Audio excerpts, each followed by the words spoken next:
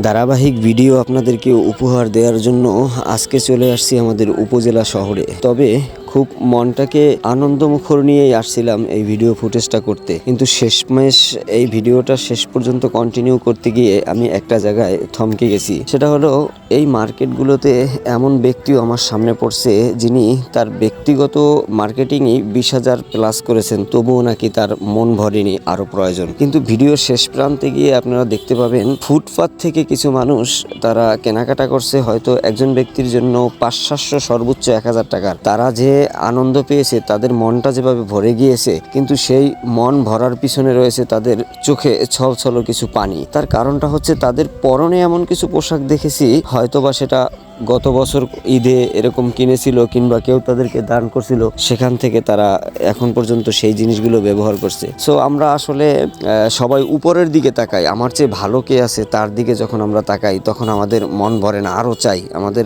নিজেদের প্রতি নিজেদের অনেক অভিযোগ থাকে, কিন্তু যদি আমরা একবার নিচের দিকে তাকাই, নিম্ন মানের মানুষের দিকে একটু খেয়াল করি, তাহলে দেখবেন যে আসলে আমরা কি পরিমাণ আরাম আয়াসে আছি, আল্লাহ তাআলা আমাদেরকে কতটা ভালো রেখেছে। আসলে আমাদের চোখের সামনে সর্বদা ওই জিনিসগুলোই পড়ে যেটা চাকচিক্যময়, যেটা সুন্দর, যেটা অনেক উপরের, কিন্তু নিচু যে আরো ব্যাপার স্যাপারগুলো রয়ে গেছে যেগুলো আমরা ধরাছোঁয়ার বাইরে রেখে যাই, আসলে ওগুলো আমরা উপলব্ধি করি না। আমরা কেবলমাত্র উপলব্ধি করি যেটা সবচেয়ে ভালো, যেটা দেখতে সুন্দর, যেটা পড়তে সুন্দর, এগুলো বা আমার চেয়ে ভালো কে আছে। আসলে আমার চেয়েও অনেক কষ্টে অনেক মানুষ আছে, তবুও তারা একগাল হাসি দিয়ে বলে আলহামদুলিল্লাহ। যাই হোক, সবশেষে আশা করি জনস্বার্থে একটা শেয়ার করবেন যাতে করে সবাই কিছুটা উপলব্ধি করতে পারে। আজকের মতো ভালো থাকেন, সুস্থ থাকেন। আসসালামু আলাইকুম।